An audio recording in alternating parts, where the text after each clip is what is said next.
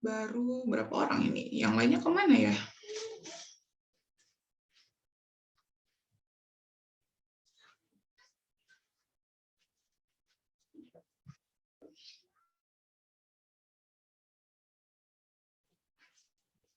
Baik, saya mulai aja ya. Saya nggak akan nungguin yang terlambat karena waktu kita sebentar.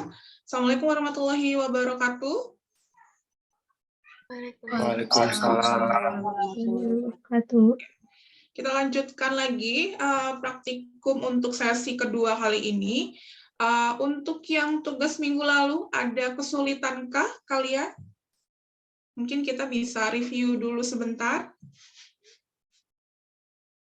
Silakan. Yang kesulitan, bingung misalkan, silakan.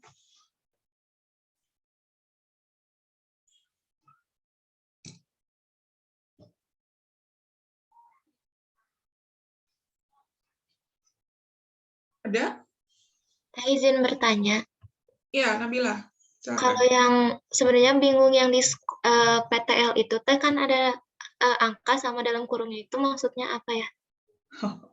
Oke, sengaja saya bikin satu variabel modifikasi sebenarnya. Itu maksudnya adalah si variabel itu bisa disajikan dalam bentuk angka, tapi bisa juga kita sajikan dalam bentuk kategori. Gitu. Artinya kalau misalkan kita mau bikin dia dalam bentuk kategori, kalian harus bikin variabel baru kan? Variabel baru yang namanya kategori. Kalau kemarin kan saya gabungin ya. Ada angka dalam kurung, ada huruf itu. Bisa nggak kita ngolah data yang digabungin kayak gitu? Harus dipisah dulu ya teh? Betul, harus dipisah dulu. Nah, caranya data itu bisa diolah ya, bisa kalian analisis. Ya, artinya kalau nanti ketemu dengan tipikal-tipikal seperti itu, karena biasanya nanti, apalagi kalau misalkan sifatnya deskriptif ya, yang sering kali adalah kalian diminta untuk membuat sebuah kategori. Misalkan mau mendeskripsikan bagaimana sih tingkat kecemasan mahasiswa misalkan ya. Kan pasti kita ngukurnya pakai bikin kuesioner, lalu nanti diukur, dapatnya angka. Tapi endingnya adalah biasanya kalian diminta untuk membuat kategorinya. Ada berapa orang sih siswa yang tingkat kecemasannya sedang, rendah, sama tinggi misalkan. Nah, artinya kita harus mengkualitatifkan sesuatu yang kuantitatif sebenarnya ya. Awalnya sifatnya kuanti, angka, lalu kalian harus bentuk dalam kategori yang menjadi variabel kualitatif sebenarnya. Atau mungkin nanti bisa saja kebalikannya, dari yang kuali dikuantikan. Gitu. Jadi itu sebenarnya saya pengen tahu kalian kebayang nggak sih bagaimana proses inputnya gitu. Artinya kan tadi poinnya adalah nggak bisa kita ngolah data yang semuanya digabungin, ada data angka, ada data huruf gitu ya. Berarti kita harus, salah satu caranya adalah kita bikin variabel baru yang isinya adalah tentang kategori tingkah laku tadi. Gitu Nabila. Baik teh, terima kasih. Ada lagi? Silakan. Ada yang nggak di situ ada satu data yang berbeda dengan data yang lain? Ada. Apa kemarin kita sebutnya? Data yang seperti itu?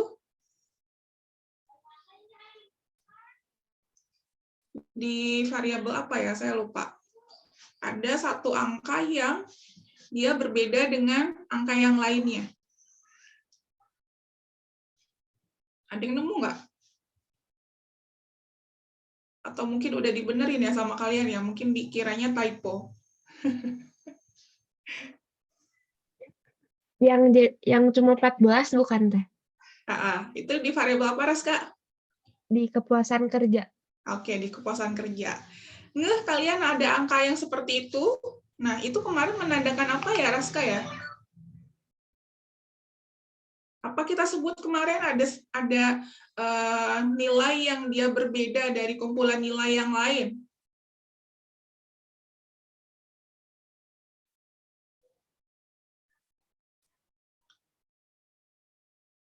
Farizal, bisa bantu jawab? Apa kemarin istilahnya ya?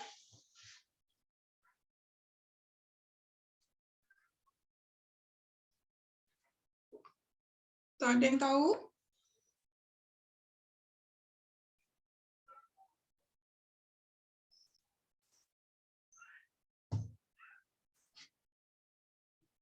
Jihan? Apa Jihan? Yang kita dapetin dari outlier itu bisa mengidentifikasi nilai itu, apa istilahnya? Dari box plot, ya, kita bisa mengidentifikasi outlier-nya ya. Jadi outlier adalah nilai yang dia berbeda dengan kumpulan yang lain. Nah, itu saya pengen lihat apakah kalian ada yang ngeh nggak tentang adanya outlier itu. Artinya itu sebagai identifikasi awal kita untuk memeriksa apakah data yang mau kita olah itu sudah sesuai atau belum. Ya, kemarin nggak ada yang nanya apakah itu datanya data typo atau memang seperti itu. Di kelas ini nggak ada yang nanya ya. Padahal di awal saya menjelaskan bahwa kita sebelum mengolah data, ya, jangan terburu-buru ingin langsung diolah, tapi kita harus bisa mempersiapkan data dulu ya sebelum kita mau olah. Artinya kemarin apa yang pertama kali harus kita cek sebelum kita mengolah data, ada yang masih ingat? Cek apanya dulu?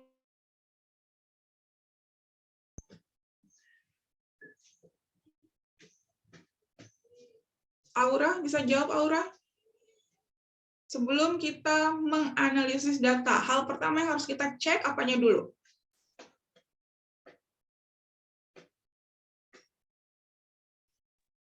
Datanya teh, maksudnya.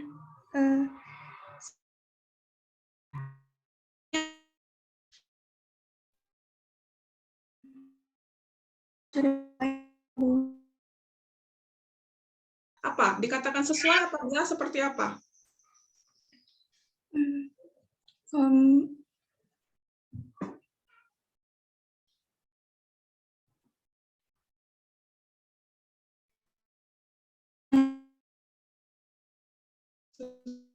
Kriteria.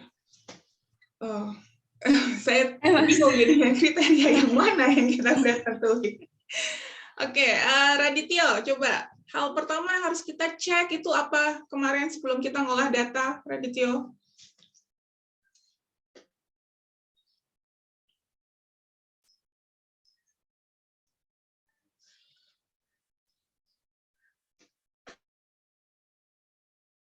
Tadi Aura sesuai atau belum? Apa yang sudah sesuainya ya kira-kira?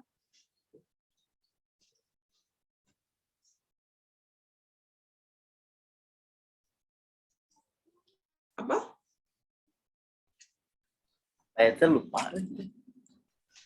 Lupa, baru minggu lalu loh ini saya ngomong. Ayo, yang lain. Ada yang ingat masa dari sekian puluh orang nggak ada yang ingat satupun? Izin teh, jumlah datanya bukan teh? Oke, jumlah datanya. Dilihat dari mana, Farizal? Jumlah data terus valid atau enggaknya kalau nggak. Oke, jumlah data bisa kita cek dari ada missing value atau tidak. Jumlah data berurusan dengan kelengkapan analisis lengkap atau ya. Apalagi Farizal bisa nambahin lagi?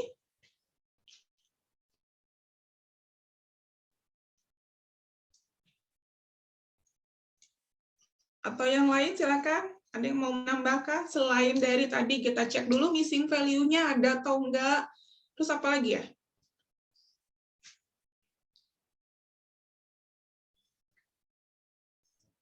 Kalau skalanya udah benar atau belum kayak gitu?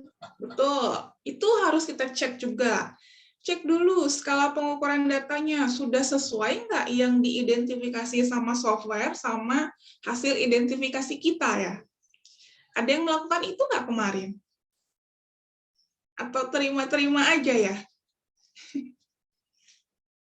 Ada yang melakukan itu? Atau langsung aja karena kalian udah nggak sabar, langsung aja deskriptif statistik gitu karena dimintanya itu. Ada yang melakukan itu, yang mengecek?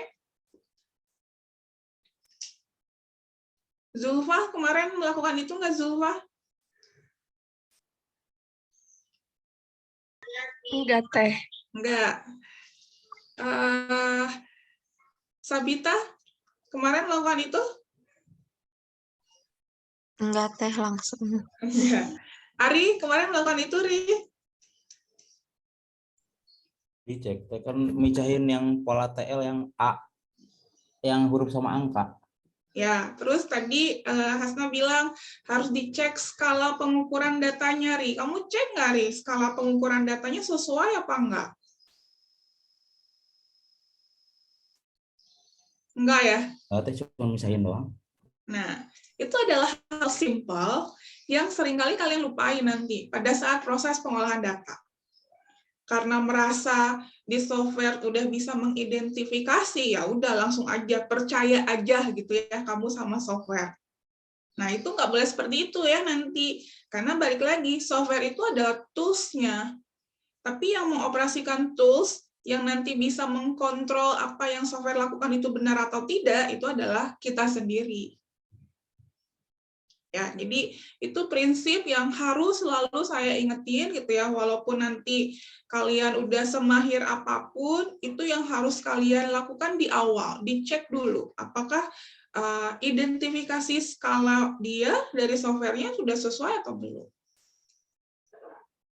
Ya, jadi itu jangan dilupain prinsipnya, walaupun simple tapi seringkali kalian skip hal seperti itu.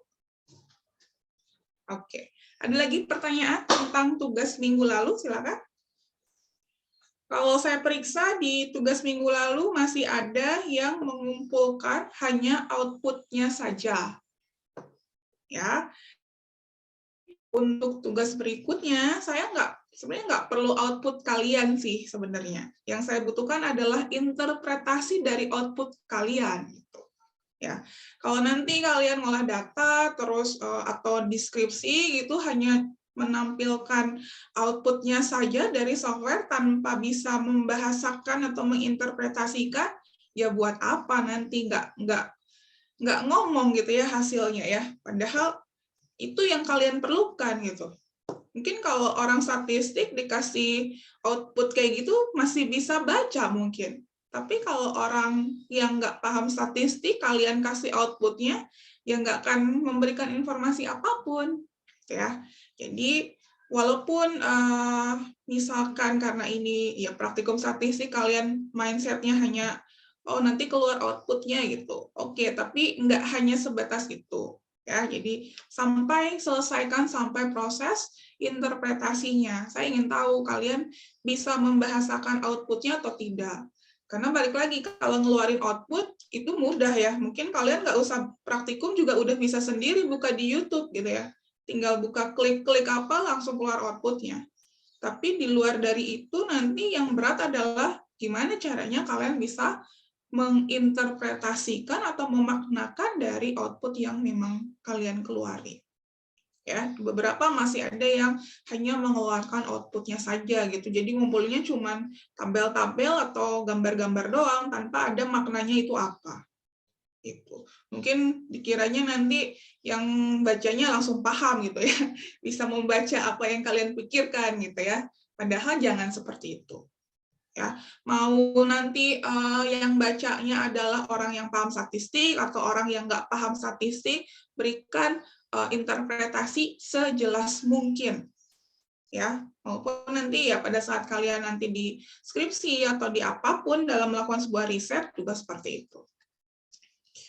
Oke, tidak ada pertanyaan tentang tugas minggu lalu. Lanjut.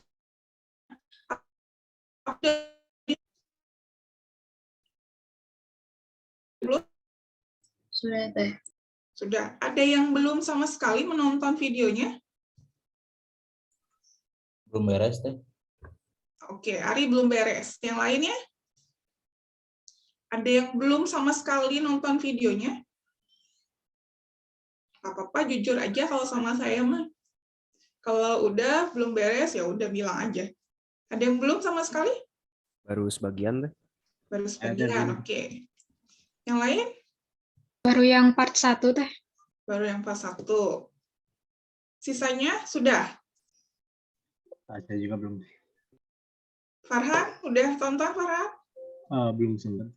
Belum sama sekali apa belum semuanya? Belum sama sekali. Belum sama sekali, oke. Yang lain? Oke, yang lain saya anggap sudah ya.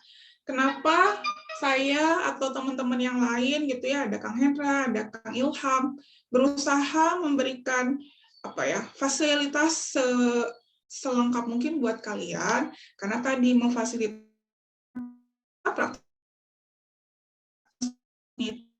mungkin kami memberikan semua materinya. Gitu. Kayak kenapa kita bikin video pembelajaran, nanti videonya gantian. Ada kalau yang tahun minggu lalu itu Kang Hendra yang bikin, kalau minggu sekarang ada Kang Ilham, nanti giliran saya gitu yang bikin. Itu dalam rangka ingin memudahkan kalian supaya kalian paham gitu ya. Tapi kalau misalkan itu tidak dimanfaatkan oleh kalian, artinya di sini pada saat kuliah sama-sama blank, pada saat praktikum, nanti akan takes time. Ya, jadi nggak akan cukup waktu kita 90 menit. Jadi saya harapkan ke depannya ya tontonlah gitu. Paling ada yang nempel sedikit pada saat kita mau melakukan praktikum, tidak blank sama sekali. Itu cara untuk membantu saya juga gitu ya, atau saya membantu kalian supaya memang di praktikum ini bisa optimal gitu ya. Tapi kalau misalkan tadi nggak ditonton atau ditontonnya hanya sebagian, nanti takutnya juga di proses sekarang juga nggak paham juga gitu ya.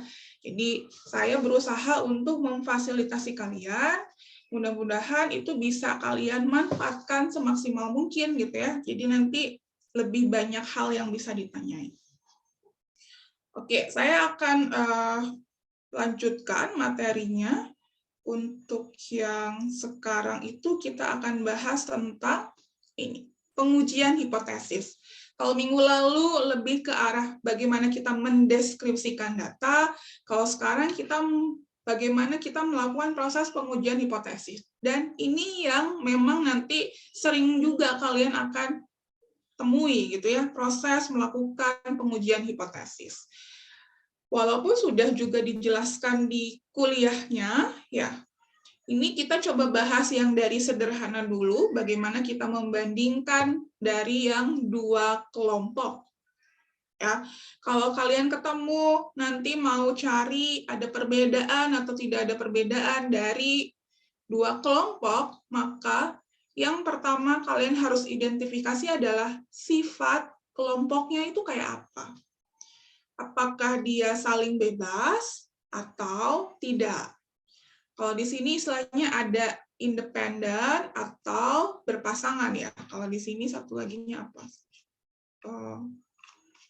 Berpasangan kalau nggak salah.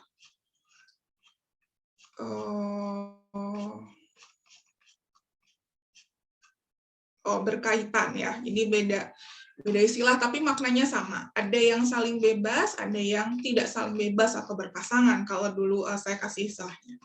Ya. Ini juga kalian nanti harus tahu ya. Waktu itu mungkin ada yang masih ingat kita pakai uji t-test gitu ya.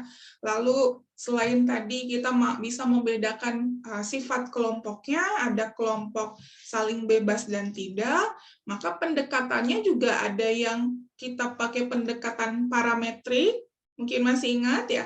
Lalu ada pendekatan non-parametrik. Ada yang bisa review kapan kita pakai parametrik dan non-parametrik? Atau sebelum ke situ deh, bagaimana kita mengelompokkan dia kelompoknya saling bebas atau tidak? Bagaimana kita tahu?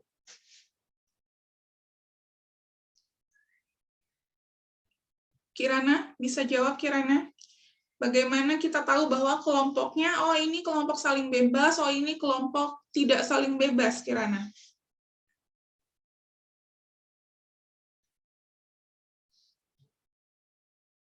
Kirana? Subjeknya beda, Teh. Yang mana yang subjeknya beda? Antara kelompok yang satu sama kelompok yang lainnya.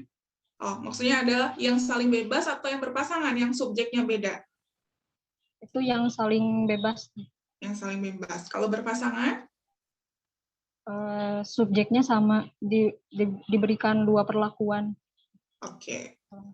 Betul ya, itu kemarin ciri yang pertama ya, bahwa subjeknya berbeda antara kelompok satu dengan kelompok yang lain kalau kita mau mengelompokkan dia ke dalam kelompok yang saling bebas. Oke, ada lagi nggak ciri yang berikutnya? Raisya, coba Raisya. Apa ciri berikutnya ya? Dulu di kuliah saya sering kali bilang apa yang membedakan antara kelompok saling bebas dengan berpasangan.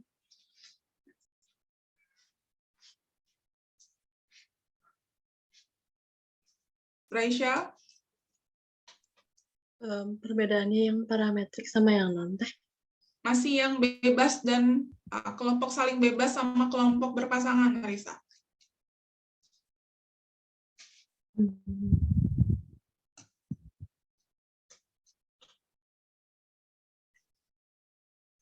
Dari asumsinya teh. Asumsinya gimana? Asumsinya itu kalau yang berpasangan berdistribusi normal, kalau yang tidak berpasangan tidak berdistribusi normal. Selalu seperti itu? Ya, Pasangan selalu distribusi normal. Kalau dia saling bebas berdistribusi normal, lalu berpasangan tidak berdistribusi normal, gitu. iya teh. Adara, betul yang dikatakan Raisya, Adara?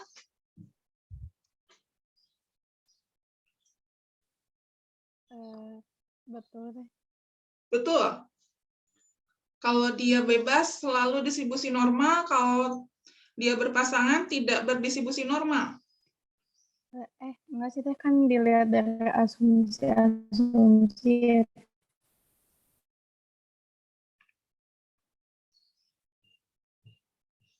Adara,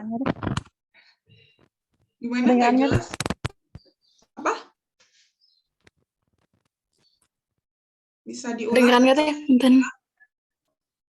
Tadi kamu betul yang dikatakan Raisa nggak? Bahwa kalau dia saling bebas pasti distribusi normal, kalau dia tidak bebas maka tidak berdistribusi normal. Benar nggak pernyataan itu? Teh kan dilihat dari asumsi-asumsinya. Terus? Kedengeran nggak teh? Ya. Kedengeran. Iya. Terus, asumsi itu buat kemana? Apakah asumsi itu mempengaruhi dia kelompoknya saling bebas atau tidak? Iya teh. Iya. Farhan, bisa menambahkan Farhan, betul nggak?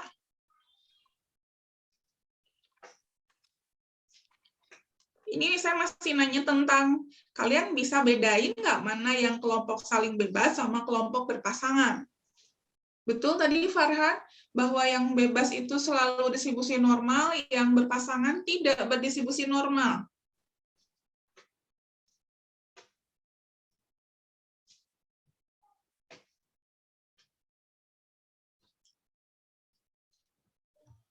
Betul. Betul. Ada yang mau ngasih pendapat tentang hal ini? Saya izin. Iya, Nabila silakan. Kalau nggak salah itu, mungkin kalau dua kelompok berpasangan itu subjeknya sama tapi dikasih perlakuan beda gitu nggak teh? Terus kalau yang bebas? Kalau yang bebas emang ada dua kelompok data gitu teh. Ada dua kelompok data ya? Yang berbeda kayaknya. Cuman kalau lebih paham yang berpasangan gitu teh. Kayak subjeknya sama, cuman dikasih perlakuannya tuh kayak berbeda. Oke. Kalau tadi ada yang bilang bahwa yang bebas distribusi normal, yang berpasangan tidak berdistribusi normal, betul nggak Nabila?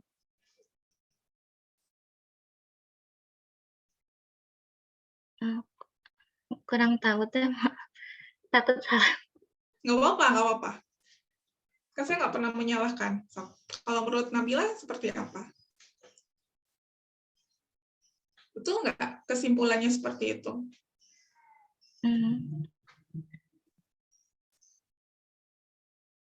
Kurang tahu teh. Oke, nggak tahu. Ada yang lain yang bisa ngasih pendapat?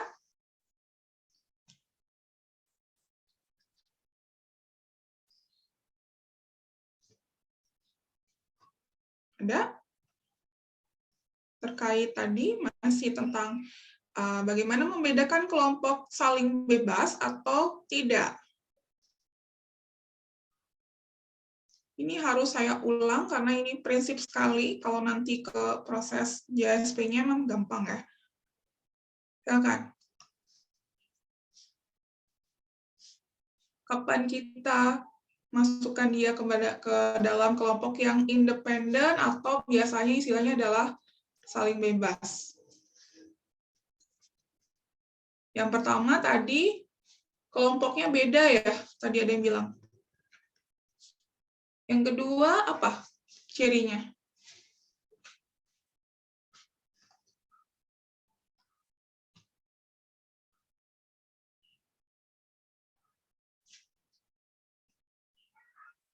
Ima, mau nambahin Ima? Yang kedua apa?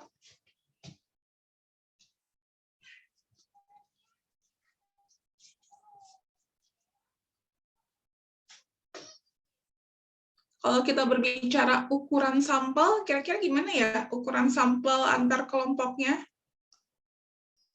Saya dulu pernah kasih keyword-nya, kita bisa lihat dari ukuran sampel.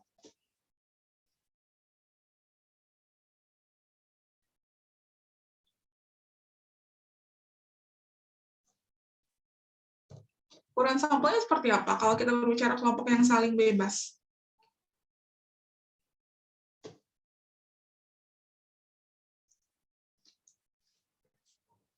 Antara N1 dengan N2-nya.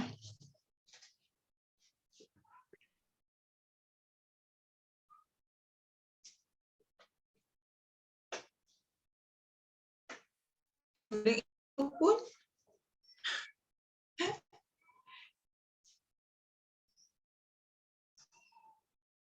ukuran sampelnya bisa sama, bisa juga berbeda.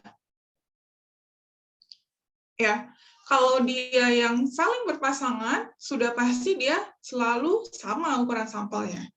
Karena tadi satu individu diukurnya 2 kali, misalkan ya, ada sebelum dan sesudah. Ya, tapi kalau kita berbicara sampel saling bebas, maka nanti lihat ukuran sampelnya. Kalau dia beda, oh udah pasti dia saling bebas. Tapi kalau ukuran sampelnya sama, kita harus cek dulu. Ada keterkaitannya nggak sih antara kelompok satu dengan kelompok yang lain? Ya, maka itu pada saat kalian punya 2 kelompok sampel, yang pertama harus kalian lakukan, kriteria kelompoknya seperti apa ya? Apakah bisa kita masukkan ke dalam kelompok saling bebas atau yang berpasangan? Ya. Lalu yang kedua, kalau dari sisi pendekatan, tadi kita berbicara ada yang kita sebut pendekatan parametrik, ya. Ada yang kita sebut non parametrik. Kalau parametrik yang seperti apa sih?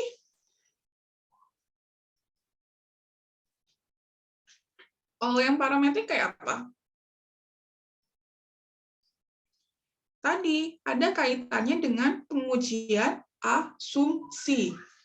Asumsinya harus terpenuhi dulu untuk kita bisa menentukan apakah analisisnya ini nanti kita pakai parametrik atau tidak. Biasanya asumsi pertama itu berkaitan dengan normalitas datanya. Ya. Di parametrik harus terpenuhi asumsi normalitas datanya. Lalu yang kedua ada juga tentang variansnya homogen atau tidak. Ya, homogen atau tidak. Kalau dua-duanya ini terpenuhi, maka nanti pendekatannya kita pakai parametrik. Kalau misalkan non parametrik berarti ini enggak. Atau yang berikutnya, kita lihat dari skala pengukuran datanya. Kalau dia parametrik, biasanya skalanya adalah, kalau nggak interval, dia rasio. Tapi kalau non-parametrik, dia untuk pendekatan analisis data yang skalanya rendah. Kalau kemarin skalanya apa? Nominal atau 5. Ya. Ketika kasusnya ini adalah kita mau membandingkan dua kelompok yang saling bebas, maka waktu itu kita udah belajar ada yang namanya ini ya, uji T. Uji T.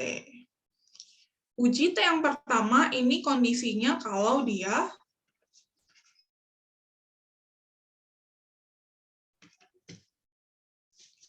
tapi nanti ada lagi yang lainnya. Kalau parametrik pakai uji T, kalau dia non parametrik seperti apa? Kalau non parametrik kita pakainya yang uji Mann Whitney. Ada yang ingat kemarin? Udah belajar ya secara teorinya kalian udah belajar ini uji Mann Whitney. Ini kalau kita non parametrik. Tujuannya sama, tapi pendekatannya yang berbeda. Pendekatannya based on apa? Tadi based on ini ya, apakah dia memenuhi asumsi atau tidak, lalu kita cek juga skala pengukuran data. Ya, ini kalau yang uji T, rumusnya juga seperti ini, kalian udah tahu ya, cuman ini biasanya kalian tulisinnya adalah, kalau di yang di materinya adalah ini X1 bar min X2 bar, ya, rata-rata X1 atau rata-rata X2. Oke, lalu, nah, pada saat kita melakukan proses pengujian hipotesis, masih ingat, jangan lupa ada berapa tahapan ya dalam melakukan proses pengujian hipotesis? Ini sering sekali saya ulang-ulang. Ada berapa tahapan, ada berapa langkah dalam melakukan proses pengujian hipotesis? 5 langkah, Teh. 5. Oke, apa aja? Membuat hipotesisnya. Hipotesis. Yang pertama bikin hipotesis. Hipotesis, oke. Yang kedua? Menentukan taraf signifikansi. Oke, kita tentuin alfa. Yang ketiga? Uji statistik. Oke, kita harus cari statistik uji. Yang keempat?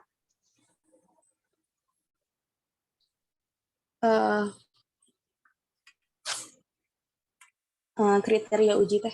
Betul, kriteria uji. Terakhir? Membuat kesimpulan. Ya, mau apapun nanti yang kalian lakukan dalam proses atau mau apapun yang diuji, 5 tahapan ini jangan dilupai. Ya. Dalam proses pertama kita bikin hipotesis. Jangan lupa di sini ada yang kita sebut H0, ada yang kita sebut H1. Ya. Lalu kalian juga udah tahu ada pengujian yang kita sebut uji 2 pihak, uji 1 pihak, yang satu pihaknya ada satu pihak kanan, satu pihak kiri, itu ditentukan dari mana ya? Dari bentuk H0 atau dari bentuk H1?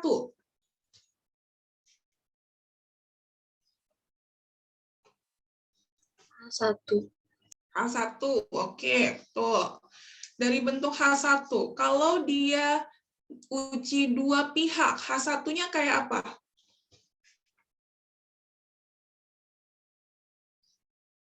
Uji 2 pihak.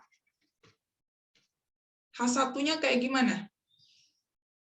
Tidak sama dengan, bukan, Teh? Tidak sama dengan. Bentuk H1-nya di sini ya tidak sama dengan. Kalau satu pihak kanan, Lebih besar, Teh. Betul, lebih besar. Satu lagi berarti yang lebih kecil, satu pihak kiri. Bagaimana proses menentukan apakah dia uji 2 pihak, satu pihak kanan, satu pihak kiri?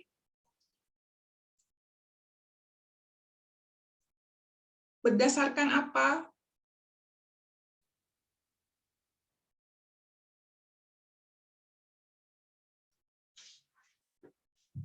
atau berdasarkan siapa?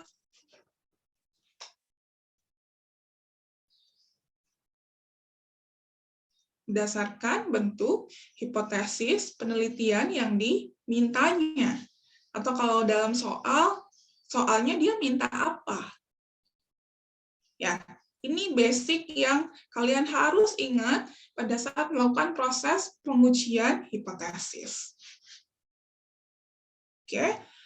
Nah, balik lagi ke sini, ketika kita berbicara tentang pengujian, saya mau menguji dua kelompok yang saling bebas, maka ini pendekatan pertama ya. Saya mau pakai uji t-test, uji T, yang sifatnya ini berarti parametrik.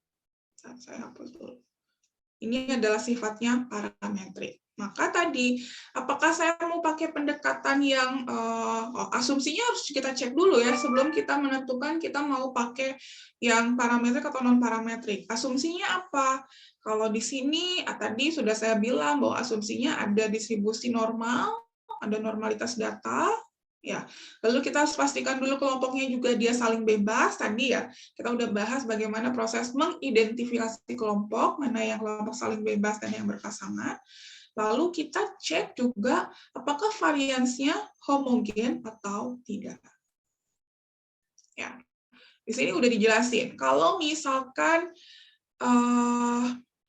normalitasnya dilanggar di sini, ya. Kalau dia normalitasnya dilanggar, berarti kita bisa pakai istilahnya transformasi data, mengubah data. Pakai apa transformasinya? Kita ubah nanti datanya dalam bentuk logaritma, diakarin atau dikuadratin gitu ya. Tapi sebenarnya kalau ini menurut kalian menyulitkan, kalian juga bisa ya udah kalau normalitasnya atau datanya nggak normal, berarti ya udah kita nggak usah paksain pakai parametrik, kita pakai yang non parametrik saja, pakai uji Math-Whitney. Ya.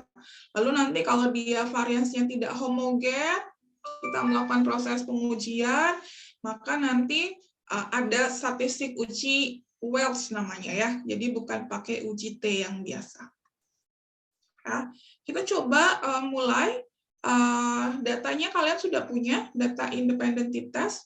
Udah di-share belum teman-teman asisten? Bu, sekarang Bu.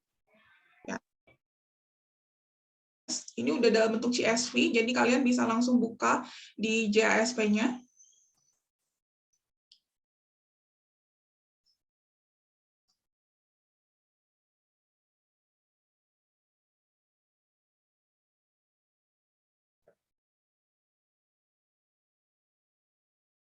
Oke, silakan dibuka dulu.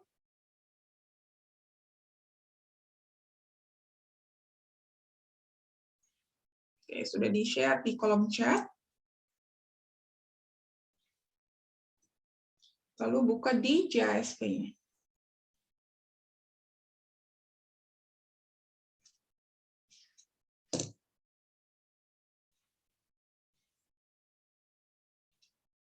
Sudah?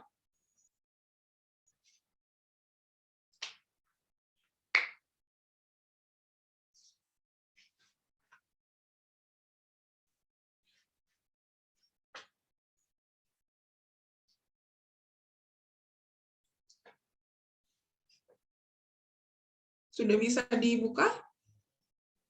Sudah, Atau Teh. belum? Sudah, Teh. Sudah, oke. Ada yang belum?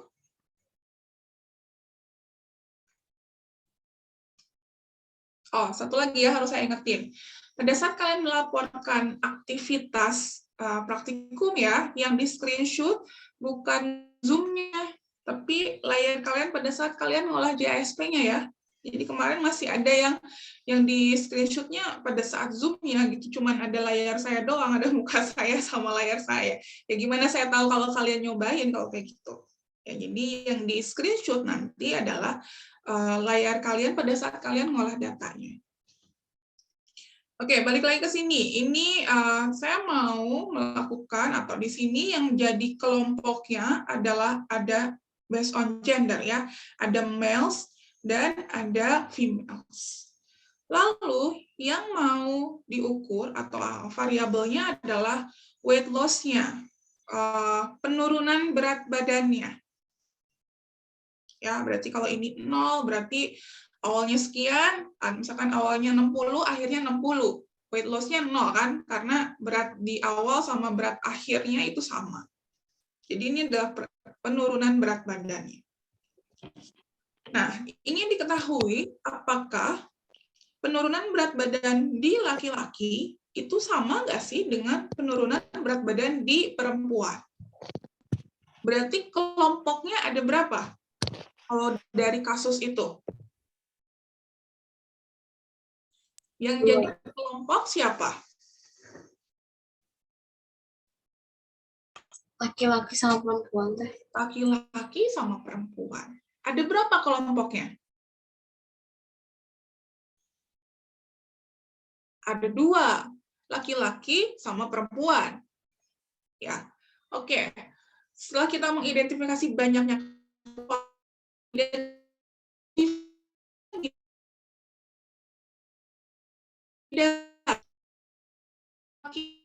perempuan, kira-kira saling berhubungan atau tidak ya kelompoknya?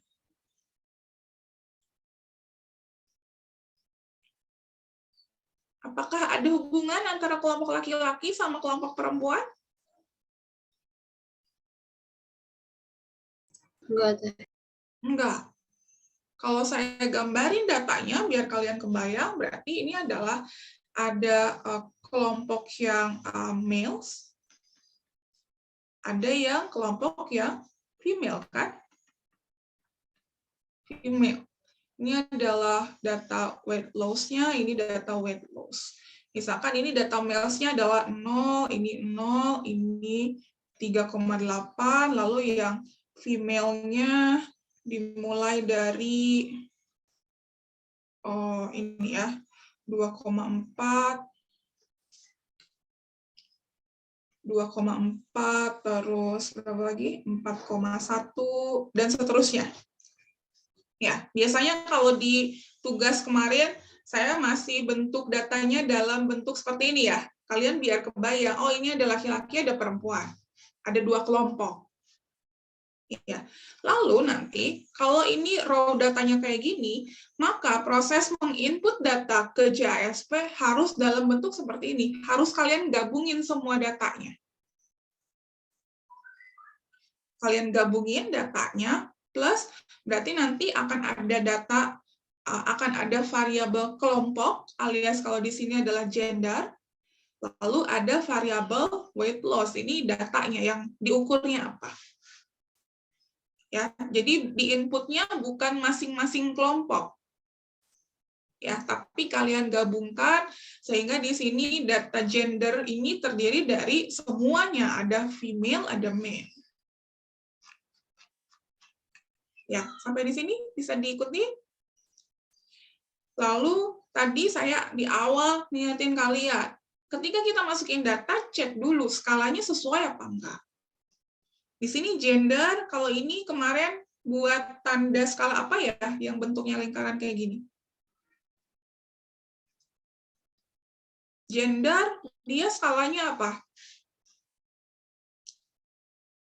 Nominal, ordinal, interval, rasio? Nominal. Nominal. Oke, kalau kita cek di sini, oh gender sudah nominal ya, sesuai dengan ikonnya ya, nominal. Kalau weight loss karena dia berupa angka, maka di sini pasti scale. Nah, itu adalah proses memastikan bahwa sebelum kita menganalisis datanya, maka itu cek dulu. Ya. Oke, tadi proses identifikasi awal berarti oh ini banyaknya kelompok ada 2, ada male, ada female. Oh, sifat kelompoknya antara male sama female dia saling bebas. Kenapa? Karena nggak ada keterkaitan. Besarnya penurunan berat badan laki-laki nggak bergantung dari besarnya berat badan penurunan berat badan di perempuan ya. Dia berdiri sendiri kan. Maka itu kita bisa lakukan. Nanti proses analisisnya adalah pengujian rata-rata untuk 2 kelompok yang saling bebas. Itu dulu keywordnya. Ya, untuk menentukan nanti pakai statistik apanya itu belakangan. Tapi itu dulu yang harus kalian bisa identifikasi. Oke. Lalu, kalau misalkan, tadi saya ingin tahu, tadi proses yang pertama pada saat melakukan proses pengujian hipotesis kan, kita bikin, saya ingin tahu, perbedaan nggak sih dan di laki-laki dengan di perempuan? Berarti bentuk H0, H1-nya kayak apa ya? H0, H1-nya gimana? H0, H1-nya. Ada perbedaan nggak sih rata-rata penurunan berat badan di laki-laki dan di perempuan?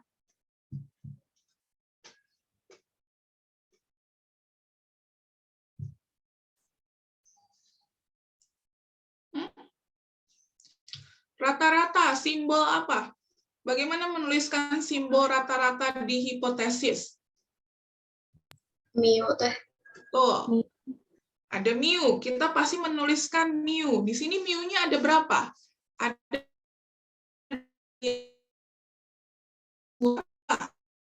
berarti H0-nya di sini saya bisa tuliskan mu buat yang female itu sama dengan mu dengan yang di male.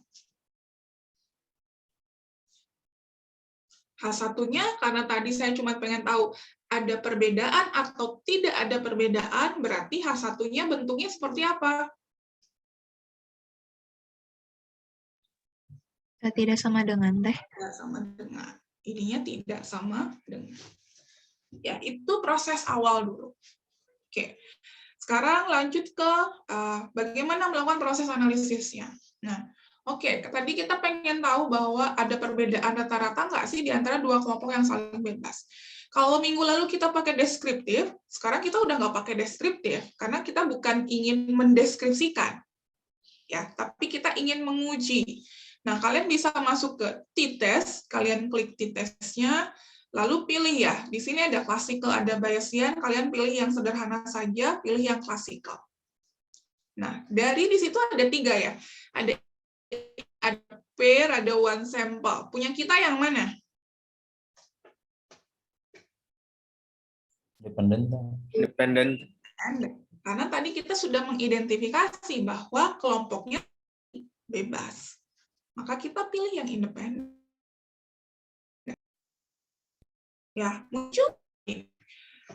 Oke, ini dependent variable adalah datanya. Tadi kita mau mengukur atau menguji yang weight loss, berarti yang weight loss kita pindahkan ke dependent variable. Ya. Lalu groupingnya, kelompoknya, tadi kita memisahkan by gender. Gender yang kita pisahkan.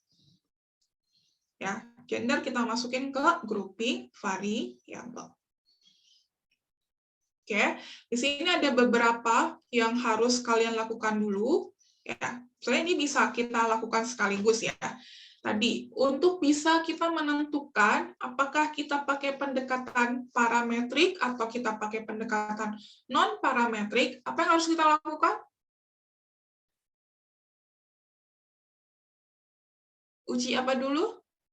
Cek apa dulu untuk menentukan apakah kita pakai parametrik atau non-parametrik? Uji normalitas data. Uji asumsi dulu ya. Oh iya teh. Maka asumsinya tadi ada berapa? Ada 2, ada normalitas, ada variasinya homogen atau tidak. Ya. Maka di sini assumption check-nya kalian harus checklist. Ada uji normalitas, ada uji equality of variance. Maka ini yang harus kalian checklist. Keluar hasilnya. Tapi bagaimana membahasakannya gitu ya? Oke. Saya coba bahas ini dulu ya. Ini saya nggak checklist dulu deh, biar satu-satu.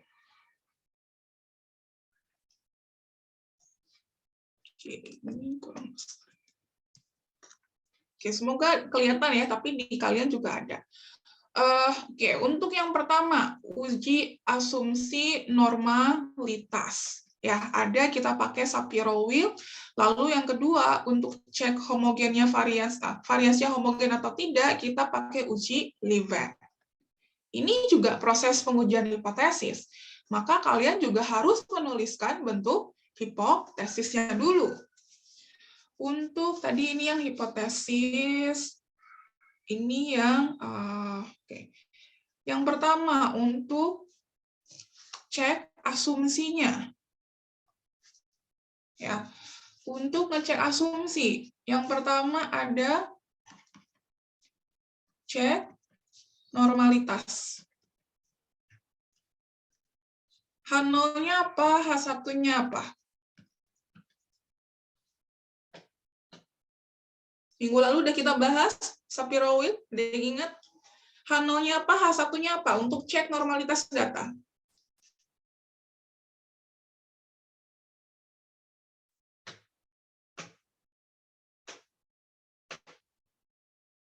Ada yang ingat? H0-nya apa, H1-nya apa?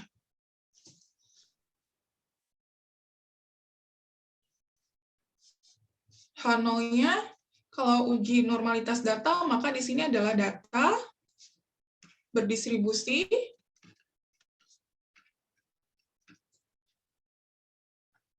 normal. Ya.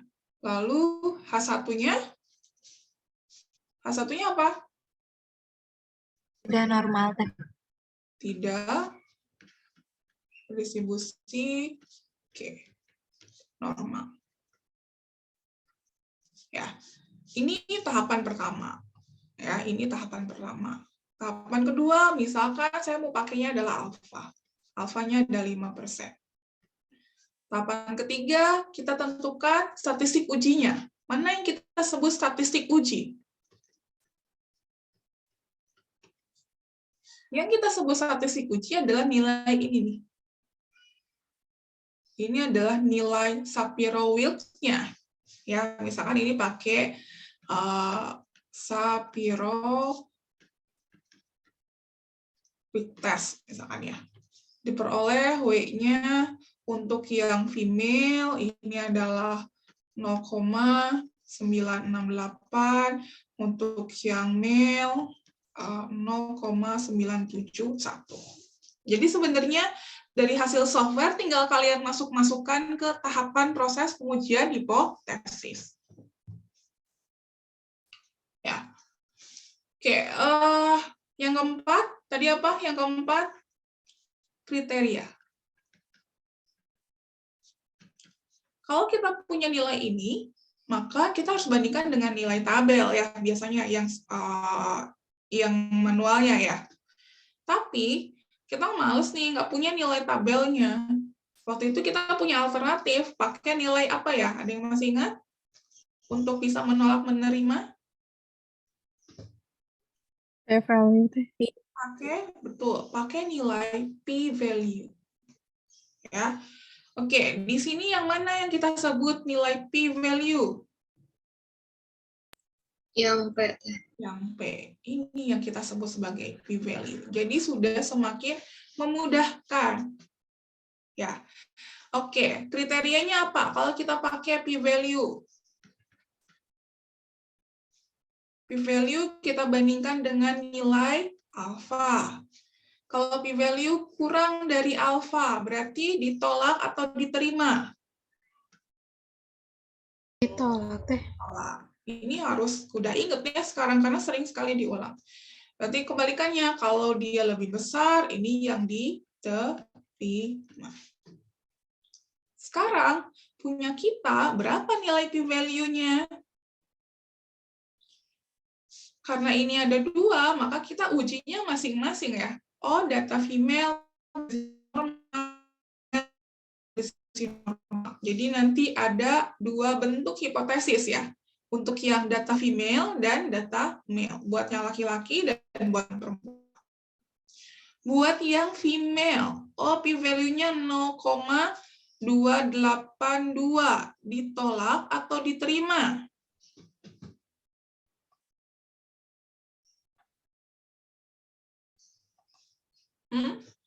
Untuk yang female. Terima.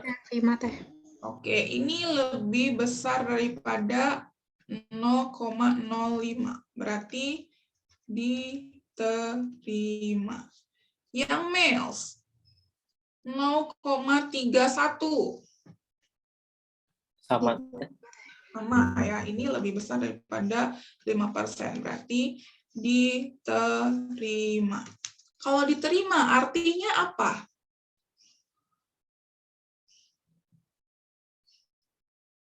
Distribusinya normal. Kalau diterima, berarti kita lihat tadi H0, H1 yang kita tuliskan di sini apa? Baca yang kita tuliskan di H0, kalau H0-nya diterima.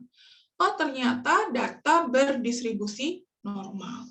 Baik itu data buat yang female atau data yang males. Berarti data weight loss untuk kelompok female berdistribusi normal, terus yang kesimpulan kedua adalah data weight loss untuk kategori males berdistribusi normal. Ya, sudah selesai untuk pengecekan pertama. Oh, berarti asumsi normalitasnya terpenuhi. Checklist. Tadi, lalu asumsi yang berikutnya, ada asumsi tentang variasinya homogen atau tidak.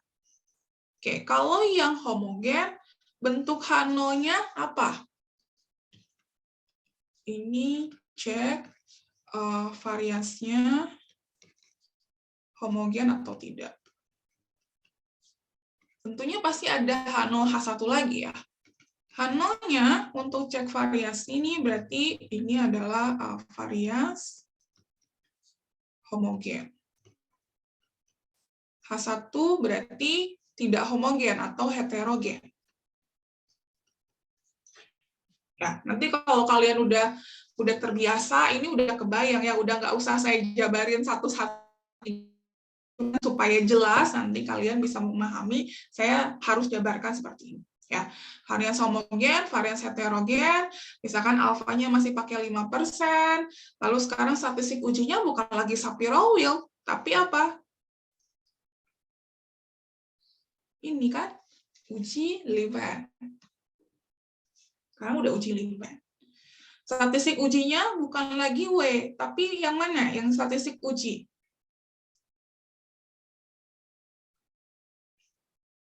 Nilai? Nilai yang mana? Ada F, ada DF, ada P. Yang mana yang kita sebut statistik uji? F. Ini adalah statistik uji kita. Kalian tulisin nilai F-nya berapa. Ya, ini yang kita sebut sebagai F hitung.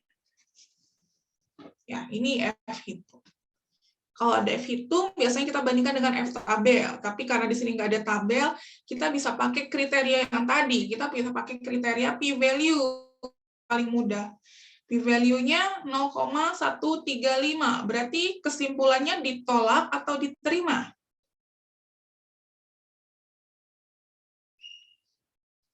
Diterima. Kalau diterima, berarti variasinya homogen atau tidak? Homogen teh. Homogen. Ya. Oke, berarti ini asumsinya dua-duanya sudah terpenuhi ya. Asumsi normalitas data, lalu asumsi homogenitas varians. Berarti untuk pendekatannya kita pakai yang mana? Yang parametrik atau yang non-parametrik? Parametrik. Pakai yang parametrik. Kalau yang parametrik, mana yang harus kita centang? Yang ini ya. Kalian bisa centang student, sama kita centang yang Welch-nya.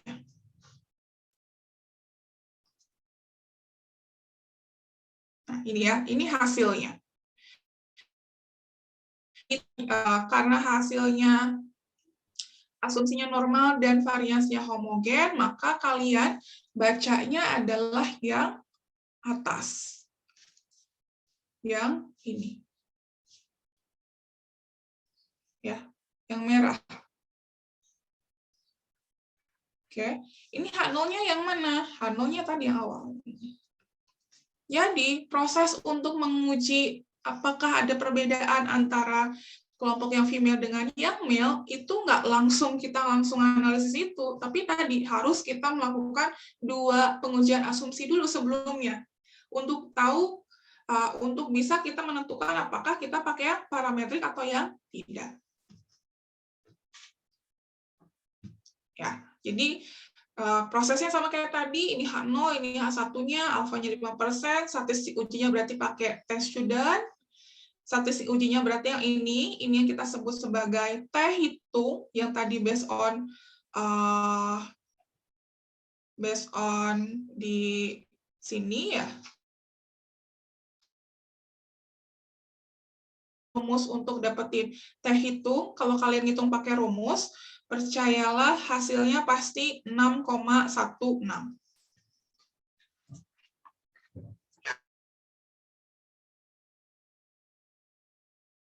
satu lebih kecil daripada 0,01 nilainya. 0,001. Berarti ditolak atau diterima ya?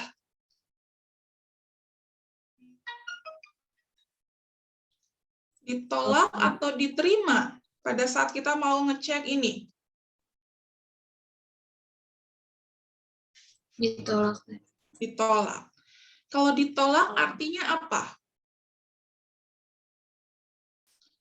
Ada perbedaan atau tidak ada perbedaan? Ada perbedaan berarti teh. Oke, ada perbedaan weight loss antara kelompok yang female dengan kelompok yang male. Sudah selesai. Jadi, itu tadi kan tujuan utama kita ya, untuk tahu apakah ada perbedaan atau tidak antara kelompok yang male sama female. Nah, prosesnya kayak tadi, cek dulu asumsinya, baru kita bisa menentukan kita pakai uji yang mana.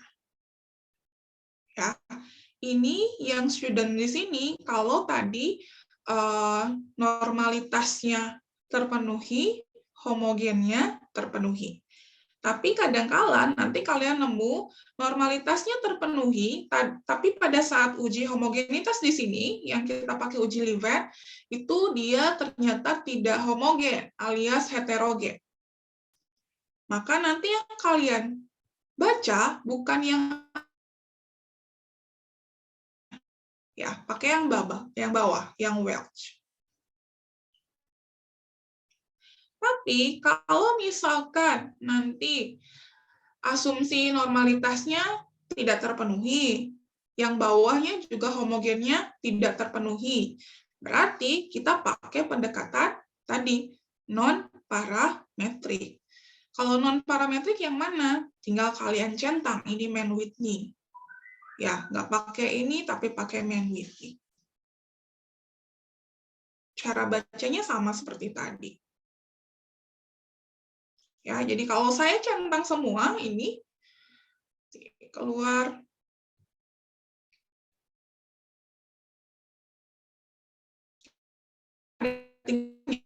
student, ada Welch, ada Mann-Whitney. Kalau software ya dia karena dia nggak bisa mikir ya dia akan ngeluarin sesuai dengan perintah kita. Tapi kita yang harus membuat keputusan, kita mau pakainya yang mana sesuai dengan tadi kesesuaian analisisnya. Bisa dipahami? Jadi kalau tadi yang student ini pada saat kapan?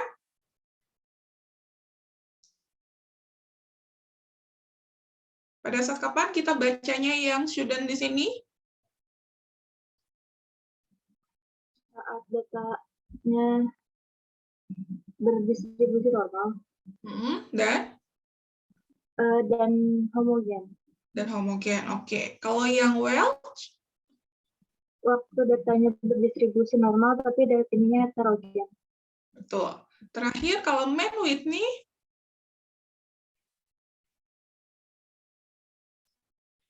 Berarti kalau dua-duanya tidak terpenuhi. Dia tidak normal dan homogen. Ya. Oke, itu yang pertama harus kalian cek. Nah, lalu di sini ada, kalau kalian cek lagi di pengujian hipotesisnya, di sini dia ngasih 3 opsi ya. Ada 3 opsi. Ada tidak sama dengan, ada lebih besar, ada lebih kecil. Ini kalian sesuaikan dengan kebutuhan kalian. Karena tadi yang mau kita olah, yang mau kita cek adalah ada perbedaan atau tidak antara yang female dengan yang male, maka kita pilihnya yang tidak sama dengan. Ya. Kalau saya ubah, misalkan, apakah penurunan berat badan female itu lebih besar dibanding dengan yang male? Pakainya yang mana? Apakah yang female itu lebih besar daripada yang male, berarti nanti akan mengubah bentuk H1 saya. Bukan lagi pengujian dua pihak, tapi menjadi satu pihak. Ya. Satu pihaknya pihak kanan atau pihak kiri?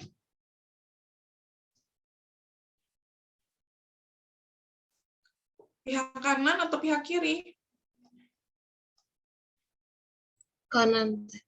Kanan. Kalau misalkan tadi yang saya mau adalah female-nya lebih besar daripada male. Ya. Bentuk H1-nya seperti apa jadinya? New female lebih besar daripada rata-rata yang male ya. Kalau saya membuat pemisalannya adalah yang male ini kelompok 1, yang female adalah kelompok 1, yang male adalah kelompok 2. Atau saya juga bisa tulisin gini, kalau saya mau H1-nya adalah, atau di sini deh, H1-nya yang male, kelompok 1-nya male, kelompok 2-nya female. Bentuknya jadi gimana?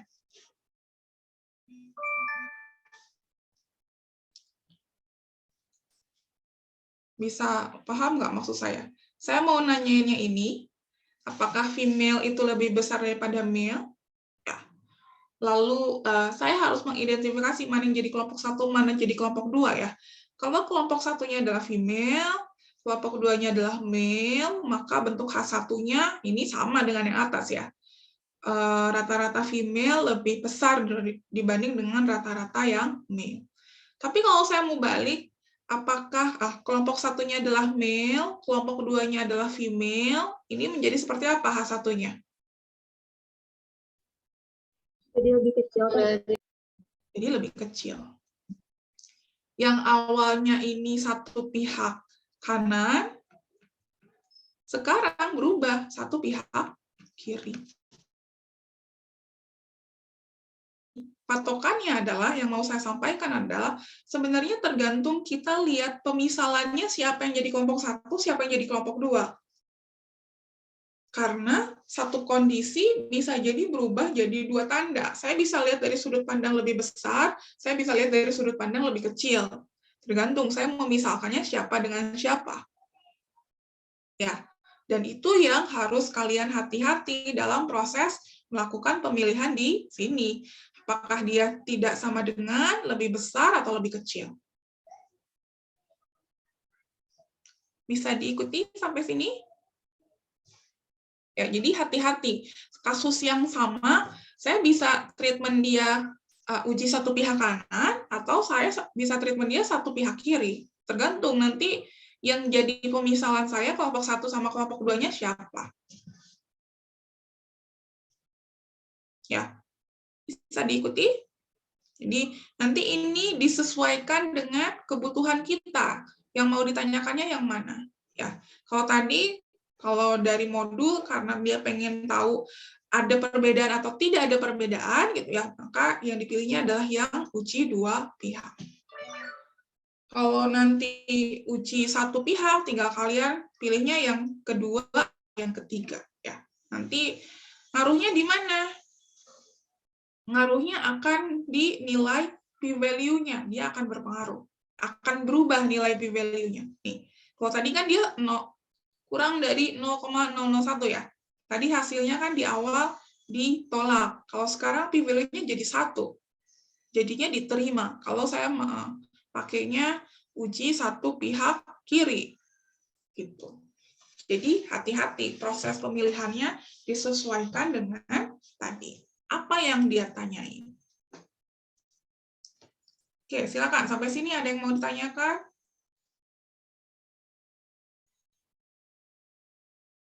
Ya.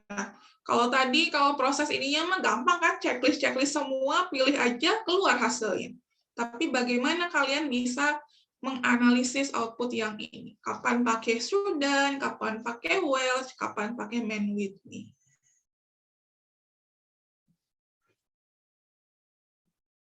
Silakan, ada yang mau ditanyakan?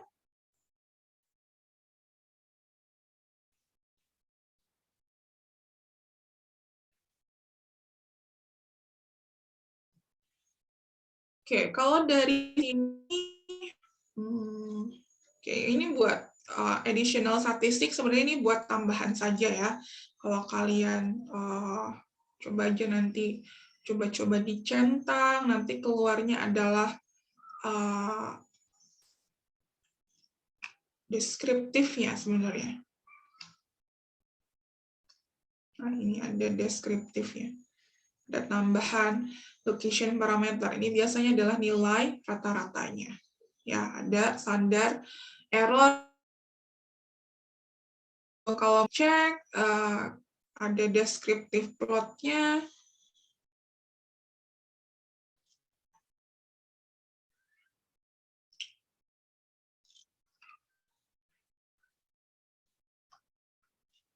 Nah, ini deskriptif plotnya. Apa yang bisa kalian simpulkan dari sini? Oke, ternyata yang female, dia lebih tinggi ya, dibanding dengan yang male. Artinya apa? Tadi ini adalah weight loss. Weight loss untuk yang female, dia lebih besar dibanding dengan yang weight loss yang male. Artinya penurunan berat badan untuk kelompok yang female itu lebih banyak dibanding dengan kelompok yang males. Karena di sininya sangat berbeda, ya, yang female mah tinggi, yang males mah rendah, maka ini sejalan dengan hasil pengujian hipotesis kita, bahwa tadi hasilnya adalah ada perbedaan antara kelompok yang female dengan kelompok yang male. Oke, sampai di sini ada yang mau ditanyakan? Silakan. Sebenarnya ini juga menyangkut dengan tadi ya, uji yang non parametrik, yang uji yang Mann-Whitney.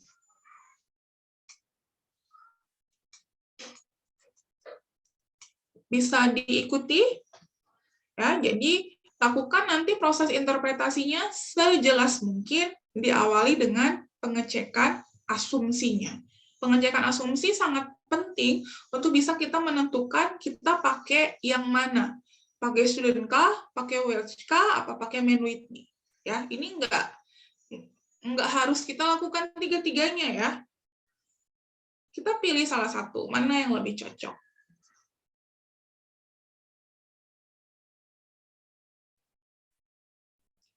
Silakan, ada yang mau ditanyain? Atau hasilnya sama nggak punya kalian dengan yang punya saya?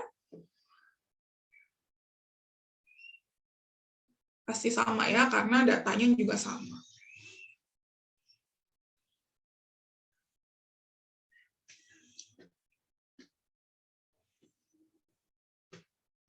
Oh, tadi saya lupa ya, untuk ngecek sebelum kita lakukan ke sini, tadi oke, cek dulu skala pengumpulan data, lalu tadi apa lagi ya yang kita lakukan? Cek dulu ada missing value atau tidak, lalu apakah ada outlier atau tidak, itu belum kita lakukan tadi ya. Kalau kita mau melakukan, kemarin di mana ya? Ada yang masih ingat?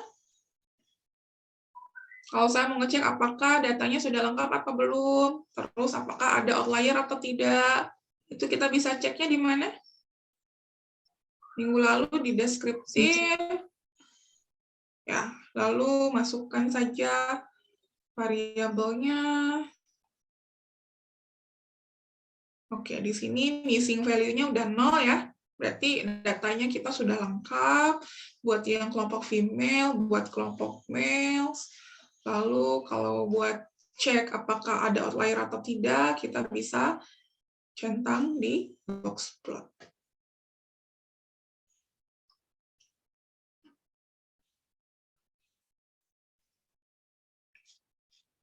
Oke, ini box plotnya ya, nggak ada outlier. Minggu lalu saya ada yang lupa, belum ngajarin kalian untuk bagaimana proses nge-save gambar, nge-save tabel ya. Makanya di tugasnya kalian kebanyakan screenshot semuanya. Oke, sebenarnya mudah untuk proses mau kalian save outputnya, tinggal kalian klik aja tanda panahnya, di sini ada copy, lalu pastekan ke Microsoft Word. Tapi kalau kalian mau mengkopikan seluruhnya, jadi lihat ininya ya, lihat tanda panahnya di sini nih. Kalau saya kopikan dari yang deskriptif, ya ini adalah deskriptif, maka kalian mau mengkopikan keseluruhan output pada saat kita deskriptif. Kalian copy, lalu kalian paste di Word-nya. Maka semua output deskriptif itu tercopy. Ya, tapi saya nggak mau semuanya rame banget misalkan. Saya cuma mau yang box plotnya doang. Ya kalian tinggal kopinya dari yang box plotnya saja. Ini tinggal copy lalu paste di Microsoft Word-nya. Maka nanti yang tercopy cuma yang box plotnya saja. Ya, jadi disesuaikan dengan kebutuhan kalian. Mau mengkopinya yang mana? Kalau tadi proses pengujian yang independent sample t-test ya berarti dari semuanya ya. Nih, yang terblok ini yang tercopy. Tapi kalau mau keseluruhan output ya result. Nah, dari yang result kopinya, maka semua outputnya tercopy dari awal sampai akhir.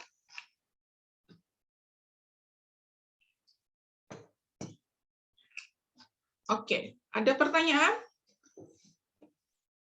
Belum ada. Nah, ini berbicara tentang tadi, independent sample t-test, baik yang parametrik maupun yang non-parametrik. Oke, kalau yang non-parametrik ya, kalau di sini dia pakai data, nah ini ya, yang masih 2 sampel saling bebas. Pakai data Mann-Whitney.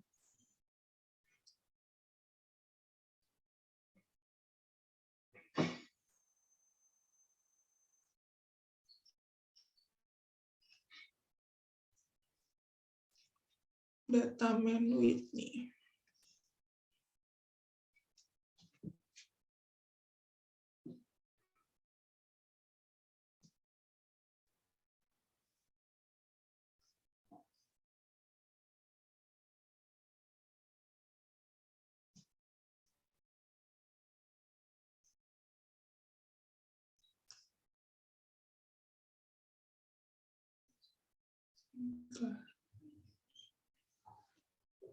Ya, kalian sudah buka data Mann-Whitney-nya? Sudah dikasih datanya belum?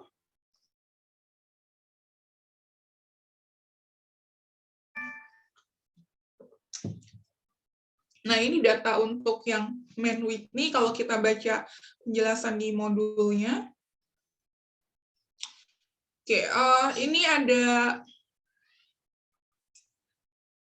berisi skor nyeri atau pain score. Dia pain score-nya nilainya dalam bentuk 0 sampai 10. Semakin besar berarti semakin sakit gitu ya. Buat kelompok yang dengan dan tanpa terapi.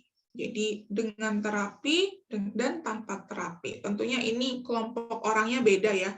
Orang yang diterapi dengan orang yang nggak terapi. Ini dalam bentuk skornya. Kalian perhatikan, ini dalam bentuk skor 0 sampai 10. Kira-kira skala pengukuran datanya apa? Ordinal. Ordinal, oke. Kalau datanya ordinal tadi ya, kalau datanya berupa atau skalanya nominal atau ordinal, sebenarnya nggak perlu kalian cek asumsi yang seperti yang tadi. Cek dulu normalitas, cek dulu homogen gitu ya. Nggak perlu kalau datanya skalanya nominal atau ordinal.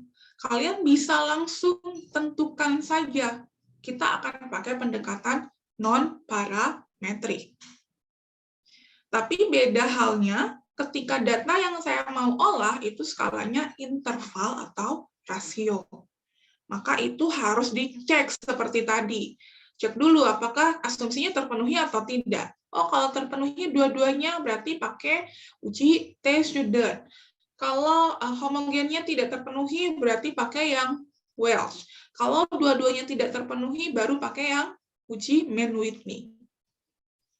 Tapi kalau dari awal kita sudah yakin bahwa datanya adalah skalanya ordinal, maka nggak perlu kita melakukan pengujian asumsi yang tadi. Kita bisa langsung menentukan dia pakai pendekatan non-parametrik, yaitu pakai uji Mann-Whitney. Sama seperti tadi prosesnya, ini kelompoknya ada dua. Apa aja? Oh, dengan dan tanpa terapi. Ya, pasti orangnya berbeda. Ya, kalau di sini datanya ini ya, ada yang masuk ke kelompok kontrol, ada kelompok AIS-nya ya. Ini yang treatmentnya, dia pakai terapi S. Lalu ini skornya semakin mendekati 10 berarti artinya semakin sakit. Semakin mendekati 0 berarti dia semakin, maka di situ ada tingkatan, ada peringkatnya, ada rankingnya, ada urutannya. Maka itu ciri dari skala pengukuran yang ordinal. Ya. Nah, kalau di sini, nah udah sesuai ya, ini skalanya adalah kalau treatment dia nominal, kalau yang pain score dia ordinal. Bukan lagi scale ya. Kalau tadi kan scale. Kalau sekarang udah ordinal. Maka kalau sudah yakin bahwa dia skalanya ordinal, kita bisa langsung tentukan saja ya, sama seperti tadi ya, pilih masih yang independent sample t-test, tapi ininya nggak usah kita uji lagi seperti tadi, kita ujinya langsung aja kita centang uji Mann-Whitney. Gitu.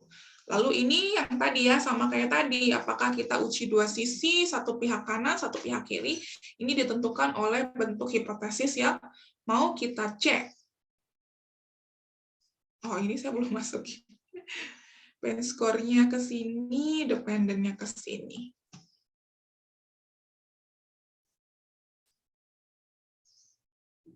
Oke.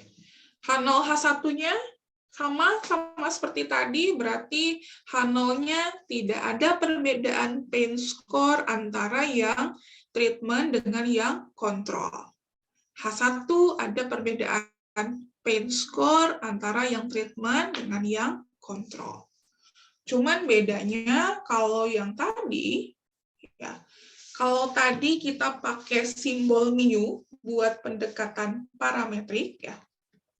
Kalau sekarang, karena dia pendekatannya non-parametrik, maka bukan lagi mu yang kita tuliskan, tapi mediannya. Median yang misalkan satunya adalah kontrol, ya, median kontrol itu sama dengan median treatment, lalu H1-nya ini adalah tidak sama. Bacanya, karena nilai p-value-nya kurang dari 0,001, ini lebih kecil daripada alfa, maka tolak H0. Berarti baca yang kita tuliskan di H1. Berarti ada perbedaan median antara kelompok yang kontrol dengan kelompok yang AIS tadi.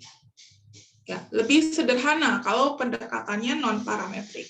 Karena kita tidak perlu melakukan ini, nggak usah dicentang pengujian asumsinya.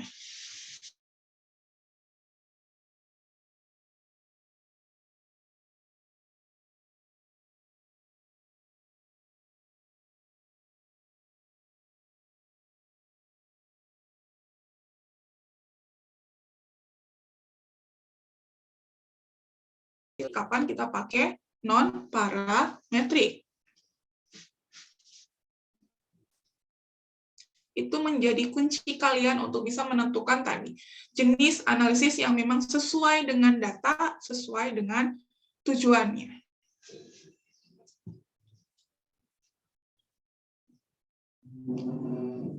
ada pertanyaan?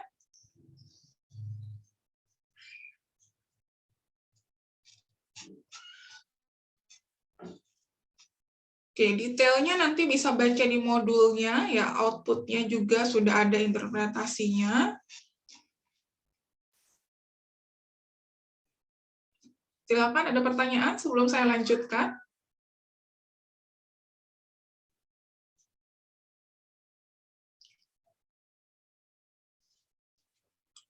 Oke, tidak ada, saya lanjutkan. Kalau tadi kita berbicara tentang kelompok yang saling bebas, baik itu yang parametrik atau yang non-parametrik, sekarang kita berbicara tentang yang kelompok saling berpasangan. Ya, tadi kapan kita tentukan dia kelompok saling berpasangan? Kalau misalkan ada keterkaitan antara kelompok satu dengan kelompok yang lain. Dan biasanya respondennya itu sama. Kalau kasusnya biasanya ada sebelum treatment, sesudah treatment, gitu ya. Atau biasanya ini banyak kalian pakai pada saat berbicara, mungkin nanti ada psikologi eksperimen ya. Kalian udah dapat belum psikologi eksperimen? Oh, belum. Mungkin nanti semester depan ya. Nanti biasanya kalian harus ngecek atau nanti dicek ada kasus, lalu nanti kalian kasih terapi, lalu kalian harus cek apakah sebelum sama sesudah terapi hasilnya ada perubahan atau enggak, gitu ya. Maka itu nanti untuk kasus yang sampel ini berpasangan, karena orangnya kan sama. Prinsipnya mirip seperti tadi sih sebenarnya ya. Ada apa namanya, asumsinya gitu ya, salah satunya juga ini distribusinya normal. Cuman kalau di sini nanti kita nggak cek variasinya homogen atau tidak. Jadi yang dicek adalah normalitas sama apakah ada outlier atau tidak. Dengan tadi data dengan box plot ya untuk mengecek apakah ada outlier atau tidak. Oke, kita akan pakai datanya sekarang, data yang pair sample t-test.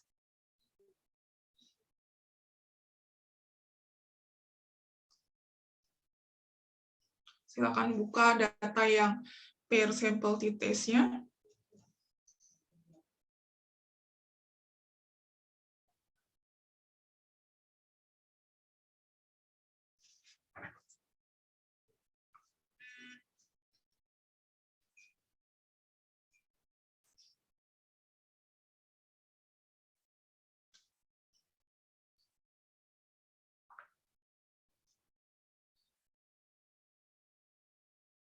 Sudah terbuka di kalian belum?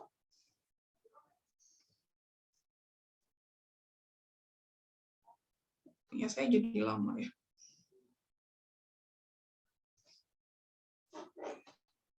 Oke. Ini ada data diet, masih data diet ya. Tadi ada sebelum diet sama sesudah diet. Kalau tadi kasus yang pertama ini adalah kita lihat perubahannya ya, perubahan dietnya antara sebelum dengan sesudah. Tapi kalau sekarang yang kita cek adalah data aslinya, data sebelum dan data sesudah. Ya, tidak, kita nggak ngecek based on gender, tapi ini semuanya adalah 78 ya. Semuanya data sebelum diet dan sesudah diet. Nah, ini tadi 60 kalau tadi yang ini kan 0 nih. Ternyata lanjutannya data yang tadi. Cuma data yang tadi kita bisa lihatnya dari dua sudut pandang ya. Bisa sudut pandang saling bebas, bisa sudut pandang saling berpasangan. Kalau yang tadi yang awal ini adalah kita ceknya adalah besarnya perubahan. Nah, kalau sekarang yang kita cek adalah berat badan sebelum dengan berat badan sesudah diet. Ada pre, ada post. Kalau awalnya 60 kilo, sesudah diet 4 minggu 60 kilo. Oh, awalnya 103, sesudahnya 103, dan seterusnya. Oke, ini untuk kelompok pertama. Kelompok pertama misalkan ini sebagai pre-diet. Kelompok kedua adalah yang post, yang sesudah diet. Responden pertama di sini orangnya sama atau beda ya? orang yang kita ukur di sebelum diet dengan orang yang kita ukur di sesudah diet sama atau beda? Sama. Ya, maka kalau kalian perhatikan proses input datanya, kalau di saat yang pair ini adalah per variabel seperti ini, sesuai dengan data aslinya ya, sebelum dan sesudah. Tapi kalau kalian menganalisis yang kelompok saling bebas, ini kalian gabungin kelompoknya. Datanya harus kalian gabungkan. Ya, jadi beda proses input data untuk yang saling bebas dengan berpasangan. Ya, kalau tadi yang berpasangan, ini masing-masing kolom menandakan kelompoknya. Ada kelompok sebelum, kelompok sesudah. Ya kan? Kalau ini kan udah jadi ya, datanya tinggal kalian olah. Tapi kalau nanti kalian real data, maka kalian harus sesuaikan inputan datanya, sesuaikan dengan kebutuhan softwarenya. Dia mintanya kayak apa? Ya, jadi kalau dia saling berpasangan, maka diinputkannya per kelompoknya. Kelompok sebelum dengan kelompok sesudah. Tapi yang kalau tadi saling bebas, maka yang kita inputkan, kita gabungkan data kelompok 1 dan kelompok 2. Oke. Maka tadi ya, karena ini orangnya sama, yang diukurnya dari sebelum dan sesudah, maka ini kelompok yang saling bebas, saling berpasangan. Oke, ini cek dulu di sini skalanya, karena datanya angka, berarti scale ya, interval atau rasio. Oke, tadi yang proses pertama pengecekan asumsi ya, untuk menentukan apakah kita mau pakai ya parametrik atau non parametrik. Kalau parametrik masih sama kita pakai uji T, tapi kalau dia non parametrik kita pakai uji Wilcoxon. Ya, oke, kita cek dulu berarti masih ke t-test. Nah, sekarang kita pilih yang mana t-testnya? Independen, pair, atau one sample t-test? Pair. Yang pair. Kenapa? Karena kelompoknya berpasangan. Ya, maka itu kenapa saya tadi wanti-wanti kalian harus bisa membedakan kelompoknya saling bebas atau tidak di awal. Ya, karena ininya juga beda kan. Maka ini adalah pair. Lalu kita tinggal tentukan saja, ini tinggal dimasukin dua-duanya, ya, masukkan ke variabel pairs-nya. Tadi cek dulu asumsinya. Di sini ada assumption check. Kalau tadi itu ada 2, sekarang cuma 1. Kita cek normality-nya saja. Ini saya jangan checklist dulu ya. Oke. Pakai Shapiro wheel. Oke. P-value-nya 0,124. Tadi H0-nya apa kalau saya mau ngecek normality? Sama seperti tadi. H0-nya data berdistribusi normal, H1-nya tidak berdistribusi normal. P-value-nya 0,124. H0 ditolak, H0 diterima. Ayo, kursinya udah langsung diterima, karena lebih besar dibanding dengan alfa. Kalau diterima berarti distribusinya normal atau tidak? Normal. Kalau dia distribusinya normal, berarti pakainya parametrik atau non-parametrik? Parametrik. Parametrik. Berarti kalau dia parametrik, kita centang ya. Tapi kalau misalkan nanti ininya tidak normal, maka kita pakainya yang Wilcoxon. Oke, lalu ini hipotesis tapi di pihak, uji satu pihak kanan, uji satu pihak kiri. Karena ini tadi normal, berarti kita centang yang student ya. Maka hasilnya sama-sama uji t-test, tapi t-testnya buat yang pair, bukan yang independen. Oke, tuliskan H0-nya. H0-nya apa? Hanonya, misalkan ini tadi, misalkan ada perbedaan antara berat badan sebelum diet dengan sesudah diet. Berarti Hanonya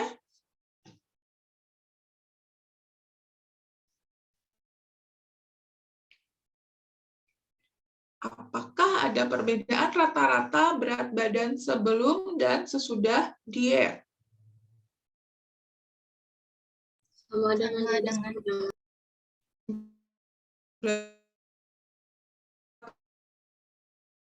Diet rata-rata setelah H1-nya tidak sama dengan, ya karena tadi yang saya tanya cuma ada beda atau tidak antara sebelum dengan sesudah. Ya, maka ini hasilnya. P-value-nya 0, lebih kecil daripada 0,001. Berarti ditolak, diterima? Ditolak. Kalau ditolak berarti ada perbedaan atau tidak ada perbedaan? ada perbedaan. Kalau saya ganti pertanyaannya, apakah ini kayaknya kemarin di ujian ada nggak ya? Atau di tugas mungkin yang saya pernah.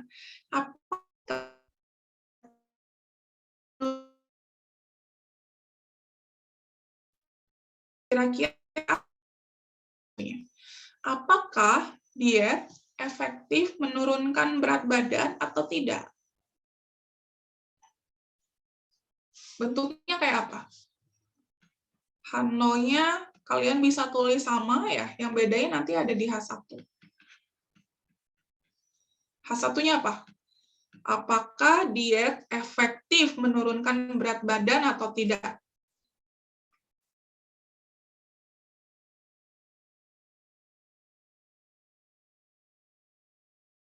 Berarti kalau menurunkan berat badan, gimana keadaan berat badan sebelum dan coba secara logika.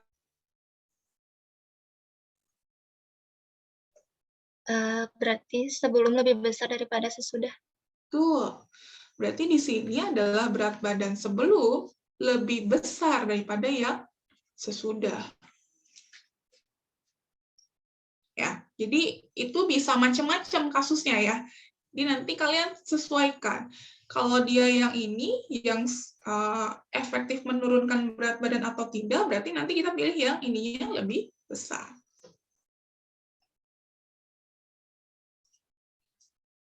Ya, di sini juga dia kasih notif sebenarnya. Ada note-nya ya di sini. For all tests, the alternative hypothesis specify that pre-diet body mass is greater than post. Berarti yang ini. Mu pre itu lebih besar dibanding mu post. Berarti tadi ya, berat badan sebelum dia harus lebih besar dibanding yang sesudah. Jadi perhatikan mana yang kelompok 1 dan kelompok 2. Jadi baca di notes-nya di sini. Dia ngebacanya adalah yang pre, greater than post. Berarti yang ini. Ya, jadi soalnya saya bisa otak-atik. Nanti bisa jadi pengecoh. Dan itu pun terjadi di UTS kemarin sebenarnya. Ya, banyak sekali kalian salah di menentukan H1-nya. Jadi nggak semuanya tidak sama dengan ya. Tapi nanti disesuaikan. Oke, ini kalau tadi ya, kalau misalkan kita pakai yang parametrik. Kalau yang non-parametrik sebenarnya tinggal kalian centang yang Wilcoxon aja sih. Prosesnya sama seperti tadi. Kalau tadi syaratnya asumsinya tidak terpenuhi. Atau datanya itu adalah data ordinal, ya, datanya rendah. Nah, cara bacanya sama seperti tadi. Ini pakainya Wilcoxon. Notes, Wilcoxon, sign, rank, test. Berarti pakainya non-parametric. Oke, silahkan. Ada yang mau ditanyakan? Jadi itu tahapannya kalau di kemarin kalian secara manual yang hitung T hitungnya berapa, nilai Wilcoxon-nya berapa, kalian harus, kalau kalian ingat pada saat berbicara non-parametrik, kalian harus bikin ranking dulu ya. Bikin ranking dari masing-masing data atau ranking dari selisihnya gitu. Nah, itu perhitungan manualnya. Sekarang udah nggak harus ngitung manual seperti itu, udah dikasih tahu nilai hasil akhirnya berapa. Tugas kalian adalah memahami kapan saya pakai uji ini, kenapa pilihnya ini, gimana hasil output-nya, nah itu yang penting.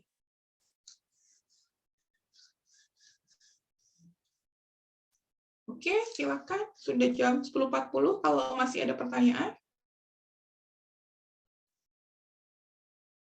Untuk detailnya, silakan kalian baca di modulnya ya. Ini ada penjelasannya. Di sini lengkap sampai dengan yang, nah tadi saya belum, kalau ini sama aja ya dengan yang tadi, tinggal dicentang di additional statistik yang mau kalian keluarkan.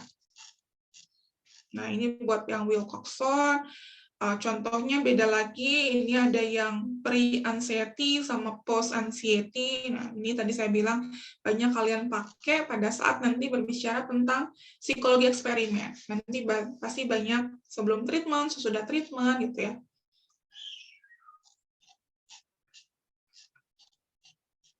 Oke. Bisa dipahami materi hari ini?